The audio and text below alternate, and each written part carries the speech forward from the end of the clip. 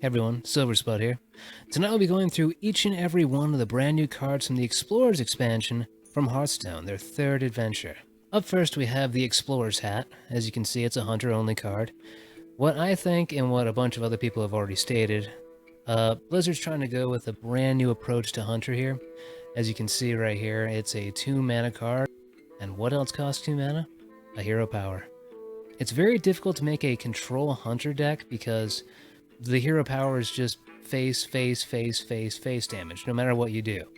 So in making a control hunter, well, it's kind of difficult to actually make a control hunter without being able to damage the creatures on the enemy's side, or being able to hit anything, or without being able to summon new creatures to your side, or without being able to buff them or do anything else really. So with the hero power as it is, it's very difficult to keep a consistent control hunter going. So with this approach, they're able to actually buff their creatures for the same cost as their hero power. Now the drawback is, well, you have to draw it, of course, so you might not see it till the very end of the game. And also, well, other creatures can silence it, and also you have to keep on casting it over and over again. One of the biggest drawbacks is the fact that it can be silenced. And once it's silenced, it's gone. You can see the death rattle there. Well, once the creature dies, it goes back in your hand. So you can't use it the next turn if the creature wearing the hat is still on the field. So I suppose it somewhat moves the hunter in a bit more of a controlled type of deck possibility fashion, I guess. But I don't see it really having that big of an impact just yet. But it also meshes well with lock and load. Seriously, if you can somehow buff a creature, run into another creature, trade with another creature, get the hat back, and just keep switching it in and just keep using it over and over again, then yeah, buff away. You'll get a new hunter card every time you use it. That's possibly 4 new cards in your hand, all hunter class cards, in one turn if you're using it at the very end. But that's in a very narrow situation. So I don't know. I can see it getting some play in new control decks that they're trying to work with here.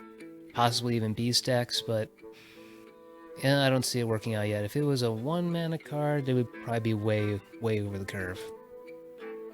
Up next, we have a Paladin-only card, Keeper of Uldaman. Here, you can use it to set a attack and health of any one minion to 3. So you can possibly, I don't know, buff one of your Silver Hand recruits. You can use it to severely gimp a, I don't know, Ironbark Protector, Dr. Boom. You can put it well within kill range if you have a true silver champion to use against it. So it's like a somewhat off, I don't know, it's like a sort of a mutated version of Aldor Peacekeeper, in which instead of setting an attack to 1, you set the attack and health to 3. Sort of, you could buff your own creatures, you could hurt their creatures. It's very somewhat situational. If you're facing off against a control deck, it's good, I suppose, for being able to get rid of it if you have a true silver champion in hand. But there's already so many ways to board clear as a paladin right now, and already so many ways to buff your own creatures. I'm not sure this is going to see a whole lot of play. And the mana cost for a 3/4 ain't that great either. 4 mana for a 3/4. If it was a 4/4, that'd be one thing, but somewhat situational. I suppose if you were running a token deck, it might help to have instead of a Blessing of Kings, but it would be like half a Blessing of Kings on a Silver Hand recruit. Not sure yet. It seems like too high a cost to use right now. If it was a 3/3 for 3 mana, then I suppose it might be a little more balanced. Up next, we have a Warlock card, Reliquary Seeker, which apparently will do very well in Zoolock decks, assuming you have fairly good luck with rolling on an Implosion. Get 4 minions down, already have 2 on the board. Throw this one down, you got a 5/5 for 1 mana. Seems like a bit of a snowballing card, really, if you already have a full board. I suppose that most people would be a little more wary of you having a whole lot of minions on board if they think you have this. A 1/1 for 1 is always going to be weak, but possibility of a 5/5. This could definitely see a lot of action in Zoolock. but it has the same... We've barely seen a Gromak the Impaler, who needs 4 minions on the battlefield in order to do 4 damage on his battlecry, and I haven't seen him used once since his release back in the Grand Tournament, so I suppose it'd be a little difficult to fill your entire board in order to use this thing right, but it's only 1 mana, as opposed to Gromak, who is 4 mana, so... Yeah, I could see it using some play. If you could fill your entire board, it could definitely use some play. I guess using this alongside Imp Gang Boss and Implosion, this could definitely see some use. So yeah, I'd definitely put it in a Zulak deck. Up next we have Fierce Monkey. Just a Fierce Monkey. It's a warrior-only card. It's got good stats. 3-4 for 3 is good, like a Dark Cultist, only this one has Taunt and doesn't have a Death Rattle or anything. So yeah, Taunt, 3-4 for 3 mana. It's good. The only downside I see here is, well, it's a beast, and beasts don't really mesh well on Hunter decks. There's no real bonuses I can think of in a warrior deck. There's no real bonus I can think of in a warrior deck where a beast would, I don't know, synergize well.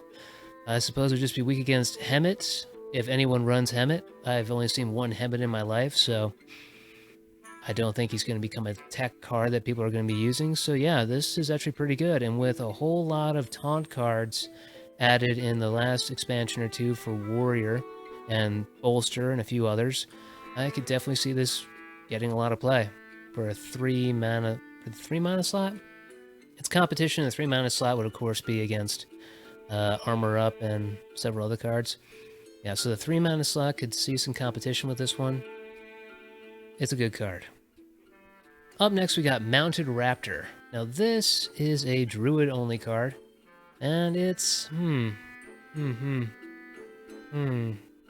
summon a random 1 minion. This is somewhat like a Piloted Shredder Light. It only costs 3 mana, it's got 1 less health, 1 less attack, and summons 1 less of a mana cost minion on its Death Rattle. So, I suppose it's, yeah, just a Piloted Shredder Light. It's also a beast, and they've been trying to lightly push us towards using more beast cards in Druid, what with Druid of the Fang and Druid of... I suppose, yeah, Druid of the Fang. Because there's several cards in Druid now that only get synergized with beast cards, such as Druid of the Fang. So I could see this getting some play. Maybe. It's just a light Piloted Shredder. I suppose it's good for Token Druid, which is seeing a lot of attention right now. So yeah, just always having that 1 mana drop, possibly getting a Dust Devil out of it on a really good scenario. But yeah, basically this is Piloted Shredder Light. It could see some play. Up next we have Animated Armor. Now this is a mage-only card. It's a 4-4 for 4, and that's pretty good. The gold standard for a 4 mana card is Chillwind Yeti, a 4-5 for 4. With there's also Mechanical Yeti. That's actually a really good card. Well, you see, when you take away 1 health or 1 attack from a 4 mana card, from the 4-5 standard of a Chillwind Yeti, you're expected to get something like a Taunt on Senjin Shieldmaster, or adding 4 health to each hero like the Vendor card we just got. But here, this one actually makes it so you can only get 1 damage to your hero at a time. Somewhat like a lighter version of Mal'Ganis' effect, where it makes your hero immune to all damage, or Gladiator's Longbow. But here it's only 1 damage at a time, so they can't hit you with Fireball without being just 1 damage.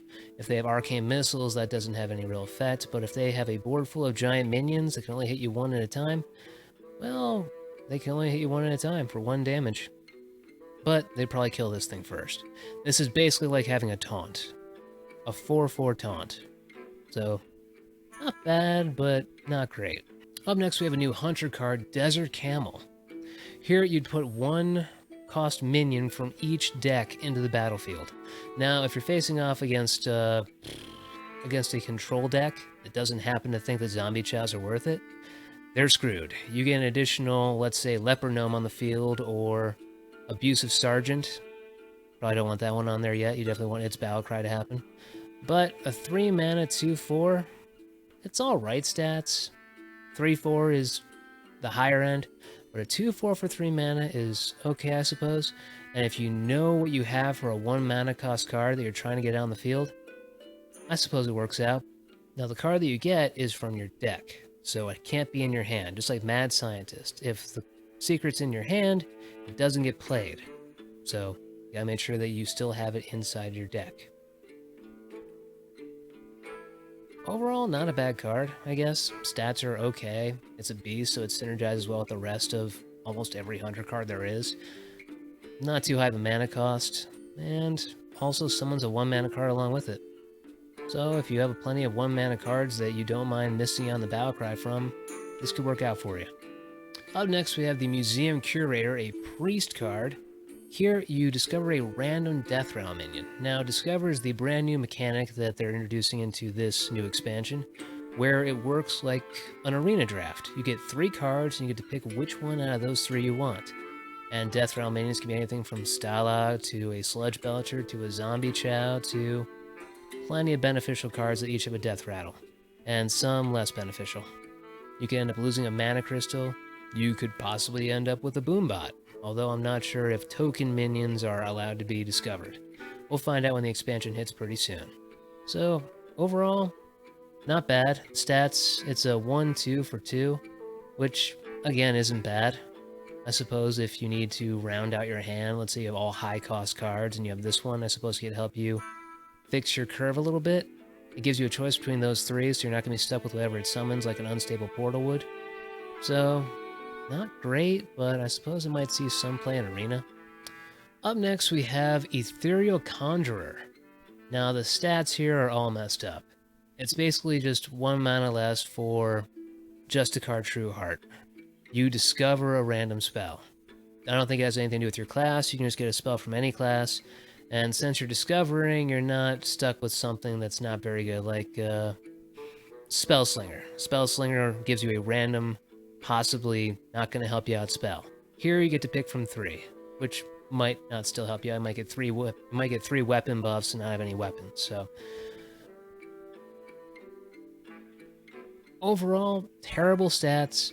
Okay mana costs. I don't see this seeing like any play at all. It seems so easy to remove, and the spell you discover you just want to get from your own deck. This is better off replaced by almost any spell you could already want. Up next, a new warrior card, Cursed Blade, and this is perplexing. It's a 1 mana cost weapon, which is almost always good, and it's a 2/3. 3 swings for 1 mana? That sounds really great, doesn't it? Well, it doubles the amount of damage you take. So let's say they throw down a Leper Gnome, you grab this, and then you destroy the Leper Gnome. Well, that doubles the damage it takes on you. That's 4, plus the 2 from its Death Rattle. That's 6 damage from 1 Leper Gnome. And that's bad. It's terrible. So I suppose if you need an early board clear, it's okay, but overall, I don't see it being used a whole lot, especially if your opponent has any kind of taunt minions. That's just double damage in your face over and over and over again. Even a Sludge Belcher would do 6 damage to you if you want to somehow trade with it.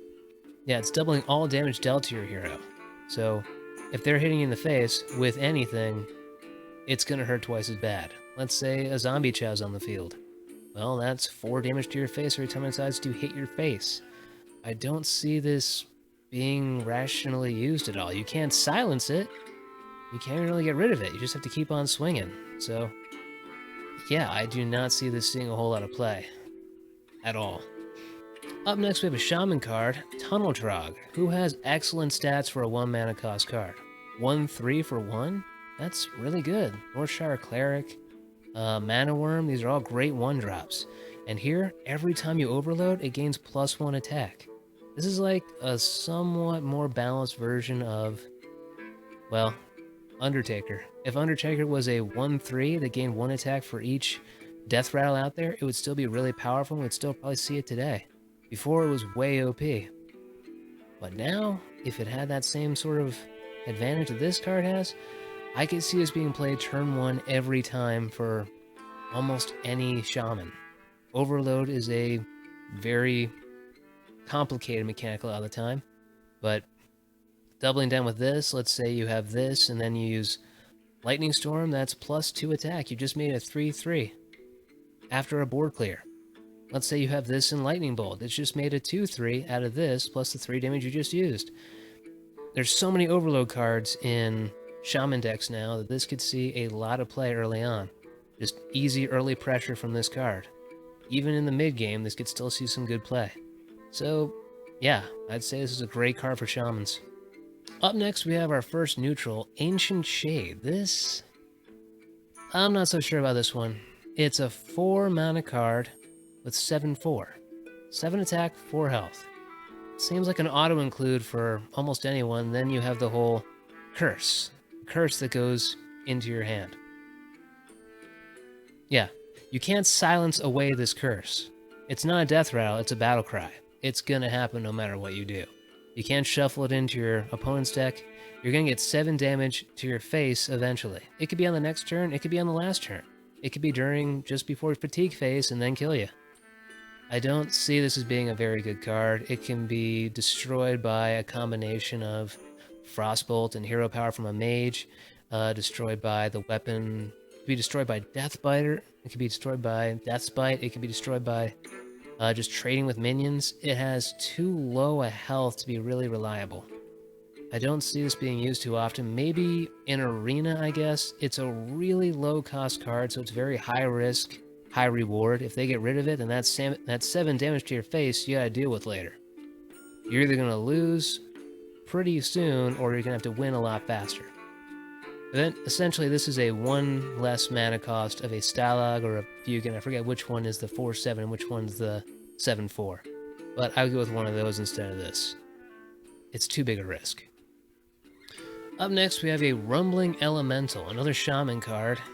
With this card, every time you play a Battle Cry card, it deals 2 damage to a random enemy, which could be really good. It somewhat reminds me of Flamewaker, in which every time you play a spell, it does 2 damage to random enemies as well.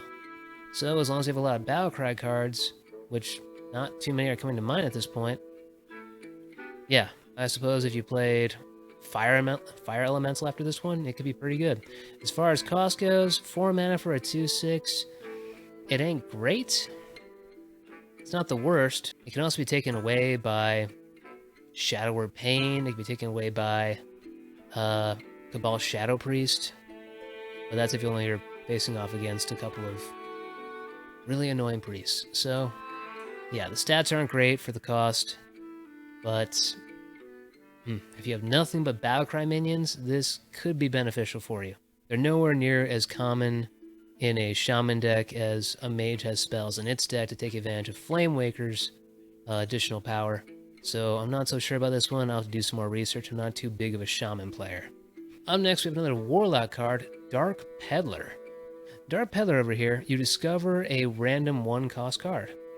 Now, I'm not sure if that includes spells and minions, but this could again find some use in, I suppose, Zulak decks. Let's say let's say you're going first and you've somehow mulliganed into double Doomguard in this. Well, this will give you a bit more of a healthy curve, I suppose. You play this, you discover that random 1-cost card, and you got another card to play next turn. Or possibly that same turn on turn 3. So, I suppose this could be a good backup card if you're pretty doubtful of your luck in mulliganing on the first turn. Like Zulak really needs more help. So, it depends on what you're feeling at the time. If you really don't feel that lucky, it'd be good to have this as a backup. Otherwise, there are probably better cards you can utilize in Zulak. Up next, we have Eviscerated Evil. This is another priest card. This is somewhat like Hellfire, which deals 3 damage to everyone on the board, including the main characters, for 4 mana instead of the 5 mana you see right now. But this one also deals it into your opponent's deck, in which they can use it too. You just give them another card to use, and it'll come back to you if they use it. It's just a never-ending, I guess, trade-off here. You could possibly ignore Fatigue forever. A game could go on forever if you use this card forever. Let's say you're both down to 10 life left during a Fatigue match, and you keep redrawing this card over and over again. Has Blizzard thought of that? The game could go on forever. But as far as cost goes, it's okay. It costs 1 mana less than a Light Bomb, which is essentially used in a lot of board clears. But the fact that your opponent gets it eventually kind of takes away the punch. I don't know, I would much rather have a Holy Nova. At least that heals you. It does 1 less damage, but it does heal you. So, I think Holy Nova's gonna still take control of this for the 5 mana slot. Up next, we have a Nubasath Sentinel. I'm just gonna call him Sentinel because I don't know how to say his first name. I'm sorry, we haven't heard his first name too much yet, so not gonna try and get it right yet. Anyway, his death rattle is giving a random friendly enemy +3/+3. Think of him like a super dark cultist. He's 5 mana for a 4/4, which isn't ever really good. I suppose if you get a buff like a Cavalier Raider, in which you could actually buff him the turn he's put down, so you get a 6/6 for 5 mana. But here, you have to make sure he survives. It's so easy to finagle this thing into never giving off its death rattle in a beneficial way for your side of the board. It's very difficult. He's annoying to deal with, but for the mana cost, it doesn't seem worth it. Dark Cultist is great for the mana cost, but he hardly ever actually gets his death rattle to go off. He never survives long enough, and your opponent always knows how to deal with every other minion on the field before that one, and it should be easy for this one too. It's got 4 health, 4 attack, easy enough to keep alive, pretty easy to get rid of. It's not going to be too sticky. I don't see this getting a whole lot of play. Up next, we have a new Paladin card, Anything Can Happen. Now this, it seems they're trying to push more and more Murloc stuff into Paladin, what with Murloc Knight being a great card. So, yeah, if you put a whole bunch of Murlocs into your Paladin deck, you can get all of them back on turn 10. Well, not all of them, you can at least get a board full of them on turn 10, which may or may not be good. Yeah, the main strength of Murloc Knight is being able to summon more Murlocs, and if you have a board full of them, you can't summon new ones. So, we'd have to see. Neptulon, well, he'll fill your hand with more of them too. So I suppose this could work in a Murloc Paladin deck, which I haven't seen too much of yet. At least successfully, I haven't lost to one yet. So, it depends. I could see this getting more use now that Murloc Knight has kind of paved the way for Murlocs to make their way into Paladins. But, with the way Secret Paladin's holding up right now, I don't see this one really breaking through. Up next, we have Summoning Stone, a mage card. Now, I love the Tavern Brawl where you got to summon a creature with the same mana cost as the spell you just casted, and this is that. That is just temporarily allowing that rule to happen. With the fact that it's 5 mana, though, you're not going to get too many opportunities to use it, and there's no way this thing is sticking on the board. This will be the immediate target of every single asset your opponent has. It does not want you having that advantage at all. So, this will never stick, this will never stay. This is good for a few gimmick decks if you have some small cost spells to just get some extra minions on the board, but I don't see this ever actually sticking. Sorry. If you're looking for someone to waste a fireball on a minion, this is pretty good for that. But the fact that they'd spend less mana getting rid of it than you would putting it down, yeah, I don't see it working out. Up next, we have the card with some of the best animation yet, Entomb. I hate Priest decks. This is a Priest card, and I hate how Priest has done nothing but steal my cards from my deck over and over again. Thought Steal, Mind Steal, this, Mind Games. Just every time they steal my cards and use them for themselves. Make your own deck, Priest. Your cards are not that bad. Just stop stealing my Dr. Boom. Stop taking the only good minions that sit at the very bottom of my deck until it's too late to do anything. Meanwhile, you're running up with my copied cards right there. Always the perfect synergy, too. So, this is just another card used to steal more of my cards. It looks like a somewhat lower cost Mind Control. Mind Control is 10 mana, this is only 6 mana, but with this card you get shuffled back into your deck. If you have a card you want to steal that has a very beneficial battle cry, like Dr. Boom of course, you might want to use this instead of Mind Control, but it would take a while to funnel it back into your deck. I could see this possibly getting some more play, possibly replacing mind control in some situations. It removes the character from their side of the field and gets it back into your side. Eventually. It's a much slower, time-based mind control, I guess. Faster to play yourself, slower to actually see the full effect happen. So, it could see some play. Up next, we have GorillaBot A3. GorillaBot A3, never seen this before. This, the mana cost is not very good. It's a 3-4 for 4 mana. It discovers a random mech, so that's only if you have a mech on the field. So this could be good for Mech Mage, I suppose.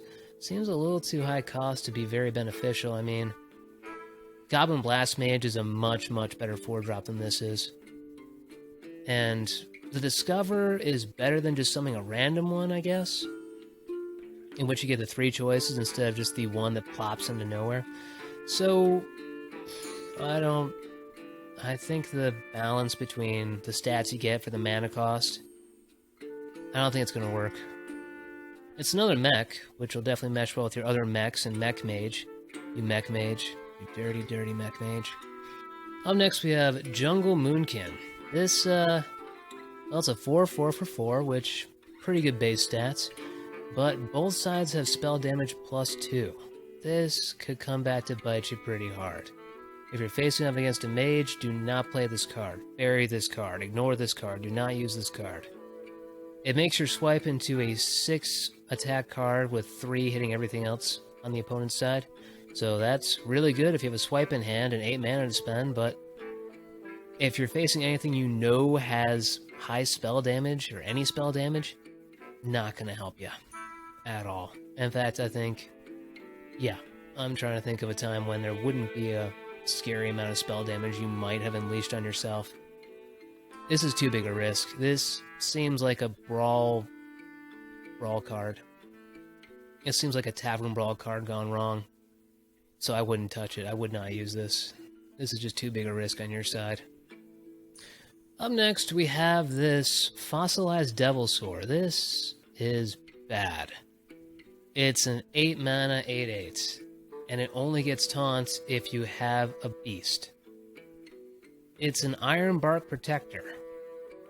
I guess if you don't want to play as a druid and you want an Ironbark Protector and happen to have a beast in your deck you might have on the field sometime, maybe this is for you.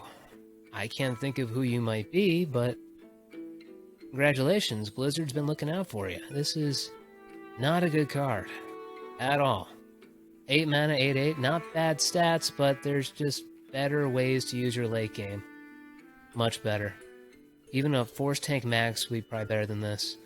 So yeah, it's susceptible to Big Game Hunter, Shadow or Death. I could go on, I don't want to. It's just not a very good card. I'd ignore this one. It's obviously built for some variety, I guess. I'm glad they're branching into different aims.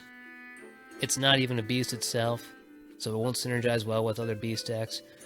I don't see it getting any play at all. I see it in the bottom of almost every tier list I can think of. Up next, we have this Djinni of Zephyrs. It's a neutral card. It's also got some okay stats. Usually a 5/5 for 5 is okay, so +1 health, -1 attack. I guess that kind of balances out a little bit. Makes it immune to most shadow words. So it's not bad in the stats department, I guess? I don't know. You could probably do better with your 5 slot. Loatheb comes to mind. But this one... Every time you cast a spell on one of your minions, cast a copy on this one. So I suppose if you have an attack buff or health buff, let's say you have Velen's Chosen you want to cast. So if you're a shaman, or you're a priest, or a paladin, this could be somewhat synergistic with your deck. This one's a little tough. It's a little too high cost, not that very good a stats card. It's too many eggs in one basket when it comes to the mana pool on this one. So yeah, you have better 5-drops in almost every deck than this one. It could be okay if you're mostly buffing your own cards, but Yeah, I wouldn't pay too much attention to this one. Up next, we have Eerie Statue. Sort of a very, sort of a next level Ancient Watcher. It can only attack if it's the only minion on the battlefield, meaning that not only on your side of the field does it have to be empty, but theirs too. But a 4 mana 7/7, on the off chance that it might eventually be the only card in the field, I guess isn't bad. Maybe if you need a quick Shadow Flame target. Yeah, for the mana cost, those are tremendous stats, but the fact that you need to have an empty board on both sides in order to use it, well, you could taunt it up. Could this be a replacement for Ancient Watcher? Possibly. It's an Ancient Watcher with the ability to actually attack eventually. But for the same mana cost, you can get both Ancient Watchers on the field. This one's perplexing. This one could see some handlock action. Maybe. Can't see replacing a Molten Giant or anything. Could it? I don't know. I'll have to do some theory crafting with these. These are interesting. Just thinking about that now. Up next, we have a new Warlock card, Curse of Ralum? Curse of Ralum? Well, whatever it is. It puts a cursed card into your opponent's hand, meaning that if their hand is already kind of full, they might draw into too many cards and lose a couple, I guess. It costs them 2 mana to get rid of it. It costs you 2 mana to play it. So, it seems like a waste of a turn, really. Waste of a hero power turn. And they'll lose 2 health for every time they don't use it during their turn. So, I don't know, if you need that final little bit of... I don't know, if you played this and Lotheb, I suppose it would be annoying. They have the choice of, do I want to spend 7 mana on this card that does nothing? Or do I want to sit and take the 2 damage? Yeah, I don't see this as being worth any slot in your deck. Decks are already overpacked as they are. People are always guessing, what should I take in, what should I take out? This one is not a very good 2-drop. Up next, we have another neutral card, a Naga Sea Witch. Yeah, this one, it's like Aviana, the Druid card from the last expansion, Grand Tournament, taken to a sort of midway type of ideal, in which Aviana makes all your cards cost 1. This one makes all your cards cost 5. Actually, Aviana is only your minions cost 1. This one, it's all your cards cost 5. Your spells, your minions, weapons, and everything else, they all cost 5. Which can be good if you're playing handlock, I guess. But most of the cards there cost 5 or less in the late game. Yeah, this one might see some play in Druid. The strength of Aviana is, put Aviana down, and then you can pretty much put anything else you want on the next turn, assuming she stays alive. And she never stays alive, so no one ever uses her. I haven't seen her played once. But this one, good stats, 5/5 for 5, pretty good stats.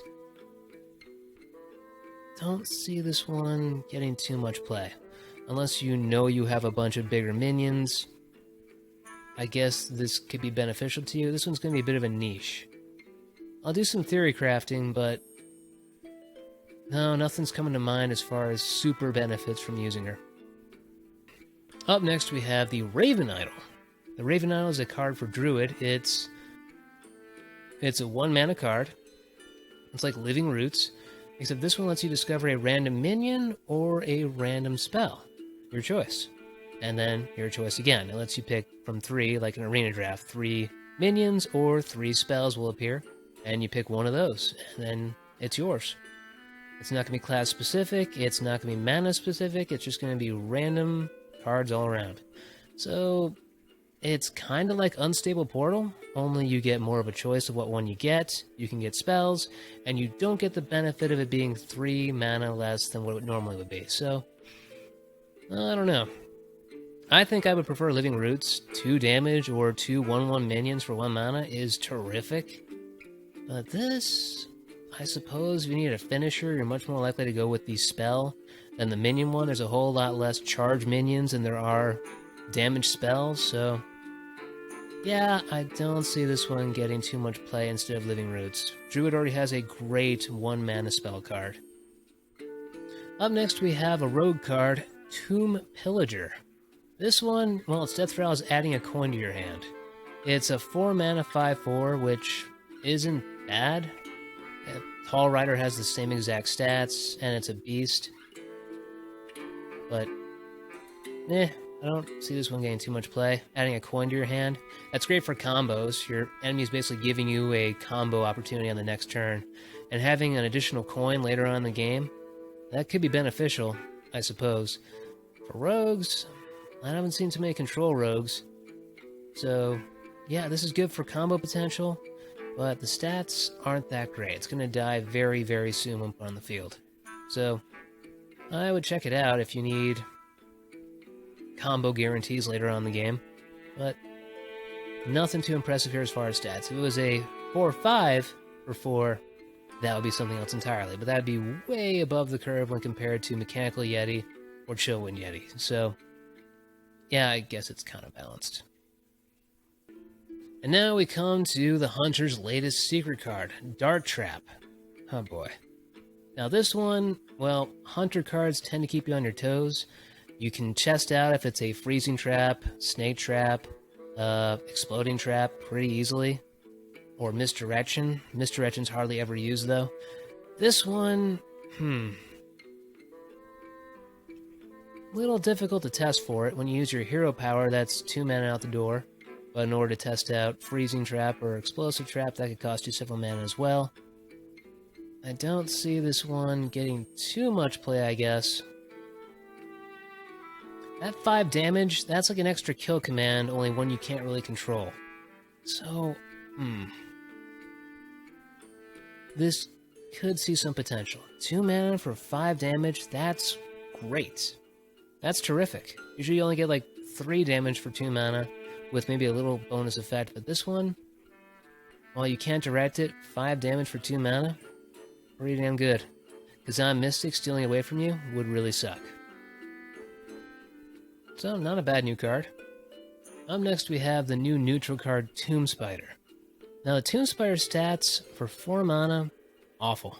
Just plain awful. Discovering a random beast though, it's somewhat like Web Spinner's Death Rattle, only you have a better choice of which one you get. So it's alright. Hard to tell. I'm gonna have to try this one out. Not too soon though. Its stats are bad. Aw, look at little Murloc, tiny thin. He doesn't know what he's getting into. Look at him hold that sword. He's gonna try and get you. This is a Wisp. If a Wisp was a Murloc, this would be it. So, I guess this could be a nerf to Neptulon? If you end up getting this in your hand when it summons the 4 Murlocs into your hand on its battle cry, this could be what you get. I don't know. Having a Murloc at 0 mana on the field could be beneficial if you have a whole bunch of Murlocs buffing each other up, but it's still a Wisp. No one likes Wisps. Wisps are terrible. So, just a Murloc Wisp. I don't see it being put in anyone's deck. There's no 0 mana slot everyone's clamoring to fill up. There's no reason to really include this one. Hell, you might even accidentally get it if you inspired with a Murloc Knight in the field. Just be, ah, crap, another one of these? Yeah, I don't see this one really being that big of a game changer. Just detrimental to Murloc Knight. And of course, the new Shaman card, they're trying to push more Murlocs in that area too. Every Fin is awesome. All your minions get +2/+2. This is... it's like a Savage Roar, or a Bloodlust, I guess. Only it costs way too much for the benefit. Depends on how many minions you have on the field at the time, but the buff doesn't go away. After the turn is over, you get to keep it. +2/+2 across the board. Really, really good. But that cost... if you already have 7 Murlocs on the field, though, it's 0. So that's a freebie +2/+2 across the board. So if you have 3 or 4 Murlocs, the more Murlocs you have, the more buffs you get, and the less it costs. This could be absolutely amazing for you. this could be a new bloodlust. So I'll have to check that one out. Then we have a very confusingly intriguing card, Wobbling Runts. These guys, it's just 3 runs stacked on top of each other, and their stats do add up to that. 2 mana, well, it's a 6 mana, 2/6, which is terrible, but once it dies, you get 3 2/2 minions, which is really good actually, especially trying to build a token-filled board. So, yeah, this could see a lot of good play if it wasn't such a high-cost card. We're trying to guarantee a late-game sort of board filler that isn't going to get silenced, you hope. This could be good. I could see your opponent not wanting to get a kill because 3 2/2s are probably worse than 1 2/6. So, getting it killed is kind of the challenge. It's got too much life to be killed too soon. It's got too high a cost to be put down the field very soon. So, it's got great benefits, but too high a cost and too late a game potential. Up next, we have super cheap Dr. Boom. I'm sorry, Obsidian Destroyer. Obsidian Destroyer is 7 mana for, a 7/7 creature.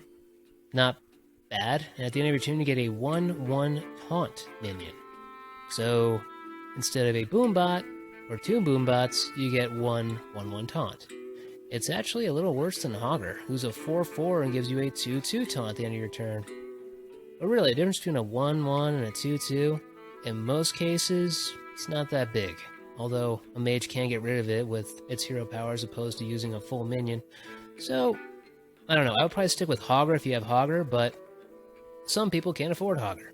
And this is a common card.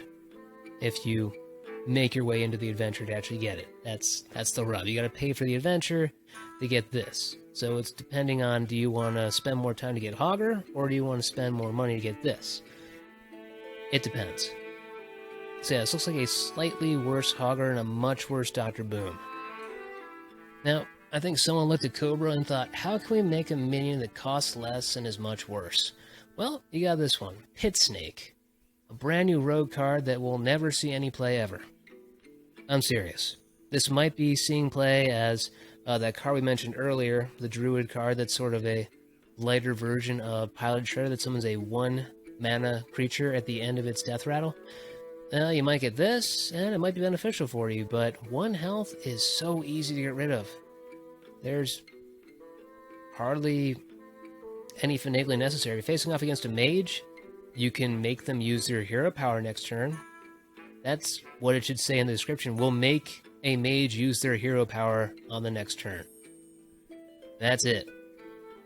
I don't see this ever being used. I guess you could conceal it, but why not just use a patient assassin instead? Same basic effect. So yeah, I don't see this getting any play at all. Stats aren't bad, but the intent is to take out a bigger creature, and you're probably never going to get that opportunity. So, yeah, probably not going to see too many of these. Up next, we have Unearthed Raptor, somehow a raptor that found its way back to life as a fossil. Yeah, this one copies a death rattle effect of one of your friendly minions, which I guess can work. A 3 mana 3/4 is good stats, so bully for him. Unless you have like a Sludge Belcher on the field, or if you miraculously summon a Nubarak, that could be very good. But copying a Death Rattle, and it has to be a friendly minions, you can't pick a Boomba on the opposing side, it's not great.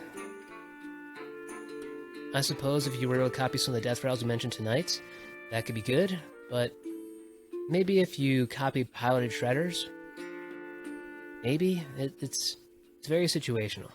Good stats, potentially good death rattle power.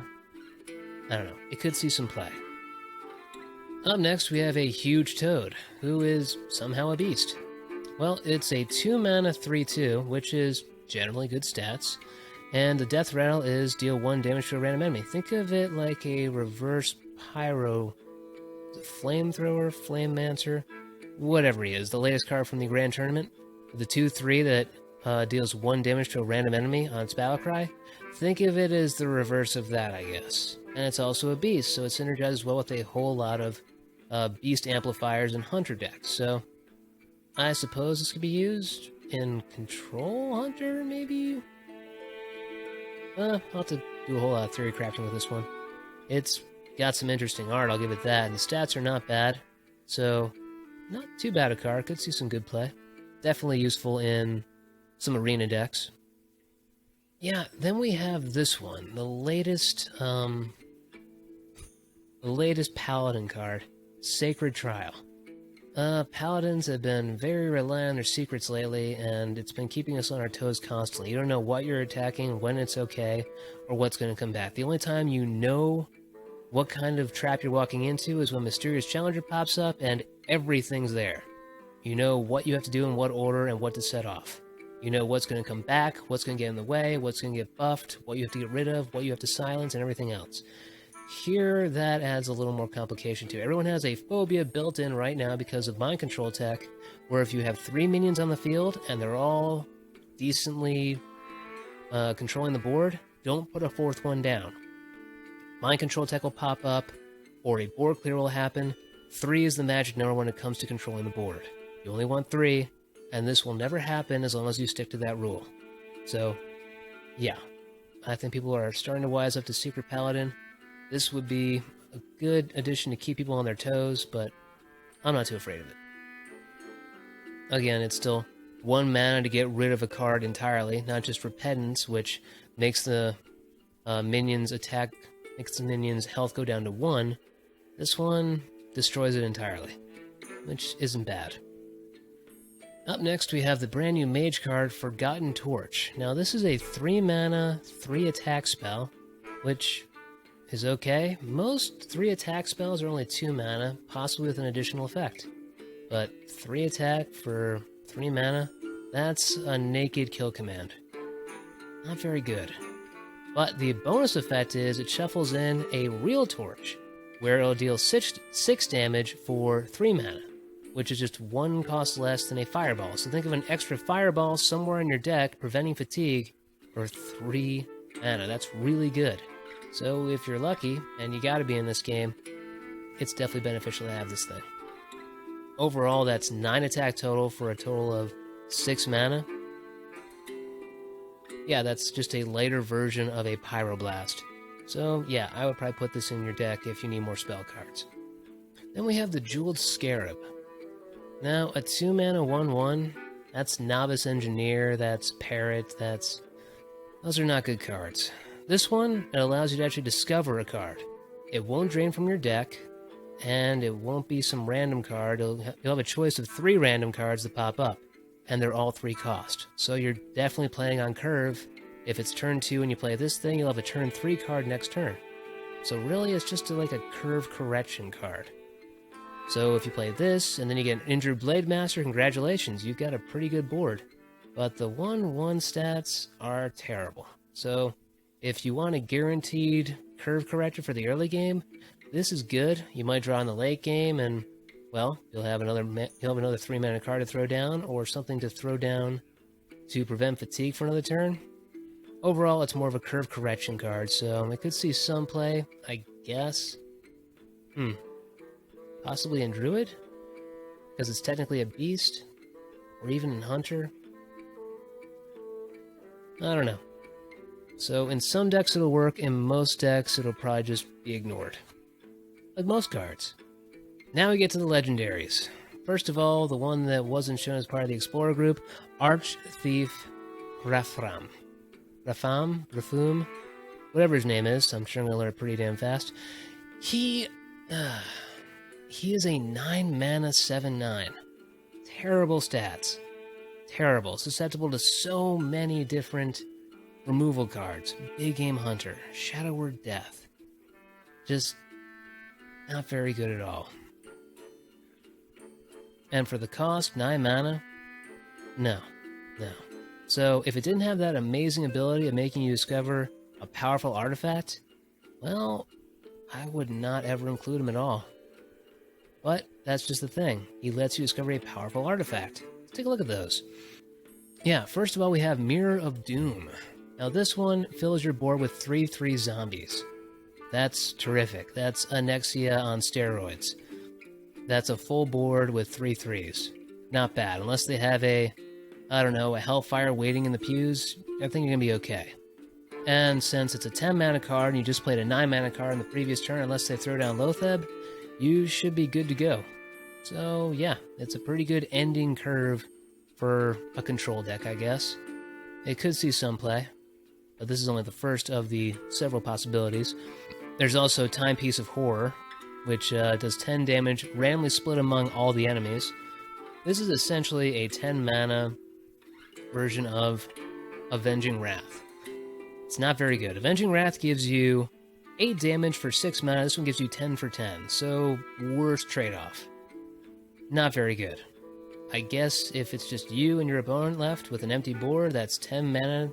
That's 10 mana for 10 damage to their face. Not terrible, but not great either. So, yeah. Probably don't want this one. And then here we have Lantern of Power. It's a +10/+10 to a minion. So if you have any minion left on the board, congratulations. They're at least a 10/11, I guess, because you need to be at least 1 life and 0 attack to be on the board. Maybe. I'm thinking like one of the imps. But yeah, this is probably the one you want if you can't get your hands on the Mirror of Doom. So if you can't get a whole bunch of zombies on the board, you can at least make one really powerful minion that will eventually be destroyed by a big game hunter. You're probably going to want to go with the first one.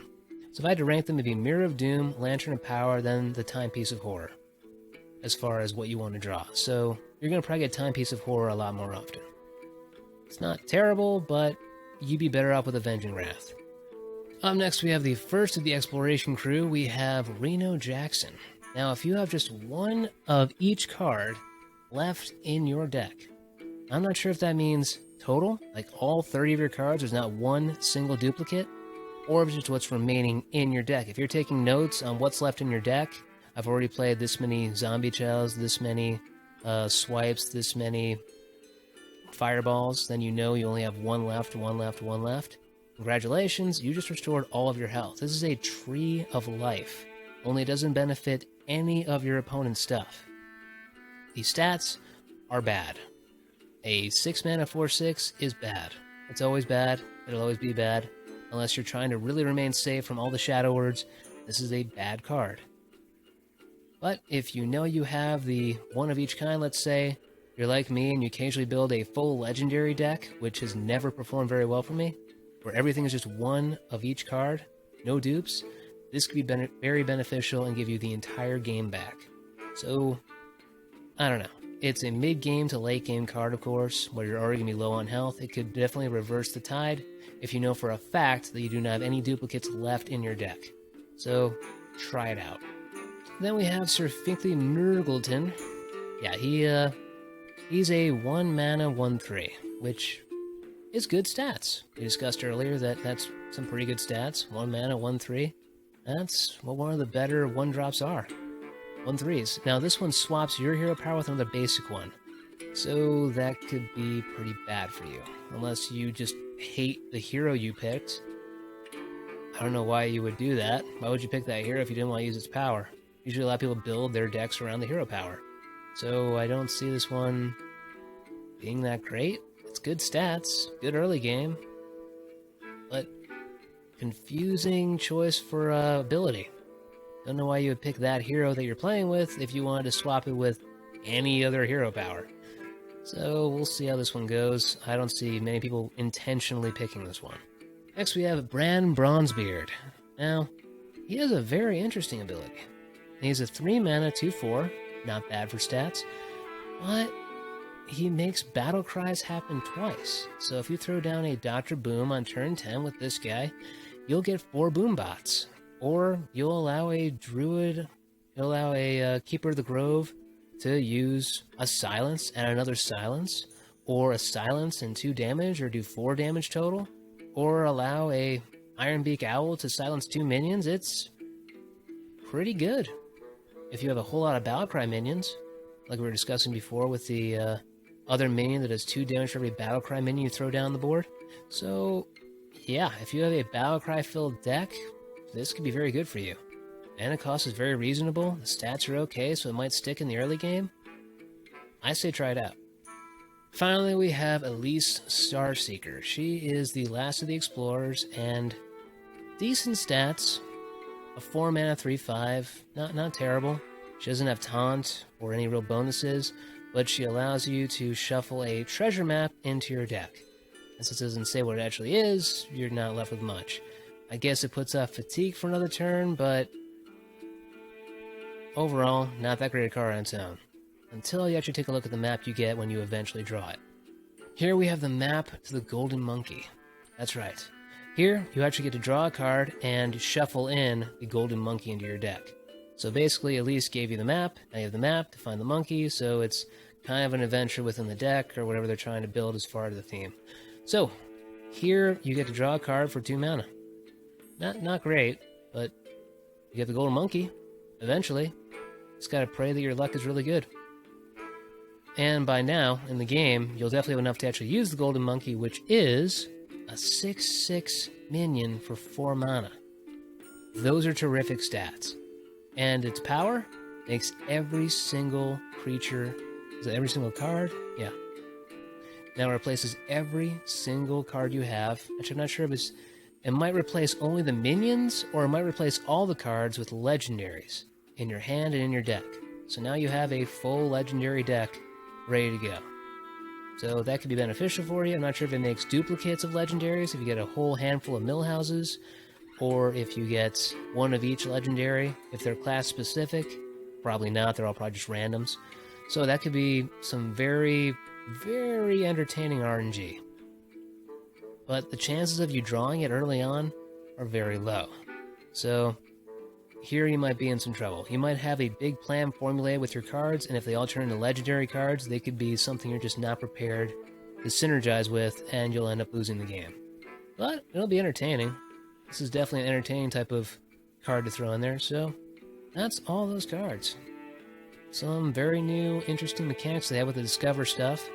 I can see they're definitely trying to move us towards more taunting minions for Warrior, more Murloc minions for Shaman and Paladin, some decent spell buffs for Mage, and some good alternatives for Druid. Rogue gets shafted again, of course it does. And Priest gets more cards to steal your stuff with. And Hunter gets its final, I hope, shot at becoming a control deck. I really want a good control Hunter deck. I want to break away from the face. It doesn't have to always be the place. It doesn't. But those are my thoughts. Tell me what you think over at twitch.tv/Silverspud, or subscribe to this channel and check out more stupid videos I make. It's one of the more serious ones. I'm not sure I got that far, but I'll see y'all later.